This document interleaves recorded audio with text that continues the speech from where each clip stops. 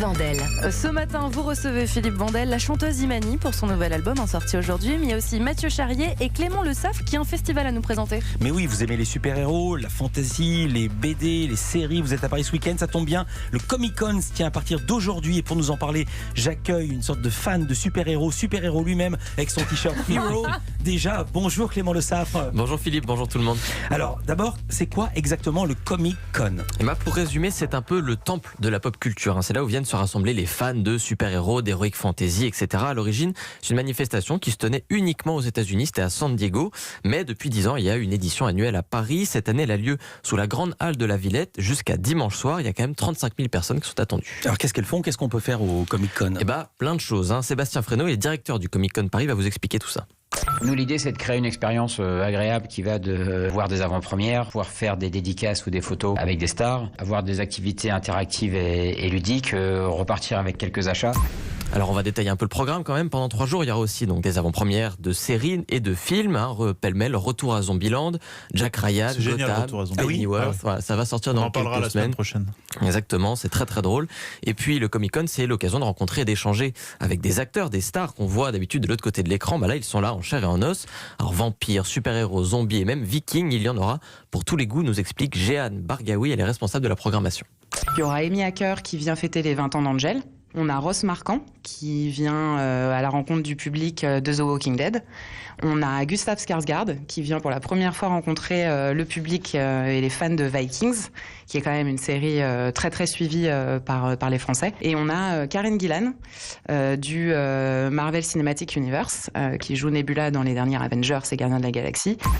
Alors le point d'orgue du week-end, donc ce sera tous ces invités, mais ce sera dimanche à 16h avec la présence exceptionnelle de Sir Patrick Stewart, l'interprète iconique du capitaine Jean-Luc Picard dans la série Star Trek Nouvelle Génération. C'était au début des années 90. Ah ouais. Il a gardé beaucoup de fans et entre-temps il a aussi joué, pour les connaisseurs, dans X-Men. Il jouait le professeur Xavier. Ouais. Et il va reprendre son rôle historique de Jean-Luc Picard. Ce sera dans une série dédiée Star Trek Picard, c'est pas compliqué, une série qui sortira en janvier et le casting sera au Comic-Con Paris pour la présenter en avant-première. Et alors, on est quand même à Paris et la France dans tout ça, monsieur. Eh bien, Cocorico, Philippin, la France et la pop culture, ça match de plus en plus. Ce soir à 19h30, vous pourrez découvrir donc au Comic-Con, en avant-première, Spicy, c'est un film d'animation français avec les voix de 2 comiques, Monsieur Poulpe et David Mourier. Et samedi, il y aura une présentation un an avant. C'est la sortie du film. Mathieu, ça va vous parler comment je suis devenu un super-héros. C'est un film fantastique français qui sortira donc en octobre 2020. Casting de rêve, Pio Marmaille, Benoît Poelvoorde, Vima Laponce, Leila Bekti, Swan Arlo. Un casting de super-héros. Ils seront tous sur scène pour présenter les toutes premières images en exclusivité. Mais ils ne seront pas en collant moulant avec des capes. Ils ne seront pas en collant moulant avec des capes. A priori, ce sera un peu plus réaliste que les films Marvel. Et enfin, il y aura une véritable star du monde du super-héros. Lui, on ne le connaît pas trop. Il s'appelle Olivier Coipel. C'est un dessinateur français. C'est le plus connu des Français dans le monde des BD américaines. Il a par exemple œuvré sur Avengers et Spider-Man. Excusez du peu. Ah oui, parce que dans Comic-Con, il y a comics, Clément. Oui, absolument. Et cette année, le Comic-Con célèbre un double anniversaire. Les 80 ans de Marvel d'un côté, les 80 ans de Batman de l'autre. Les deux se portent encore très bien. Tout un tas de scénaristes et dessinateurs de BD sont donc venus spécialement des États-Unis pour ça. Entre autres, quelques noms. Roy Thomas qui a créé Wolverine, Chris Claremont qui a écrit les meilleurs BD des X-Men, Jim Starlin, lui, il a créé Thanos, vous savez, c'est le grand méchant violet des derniers films Avengers, très effrayant.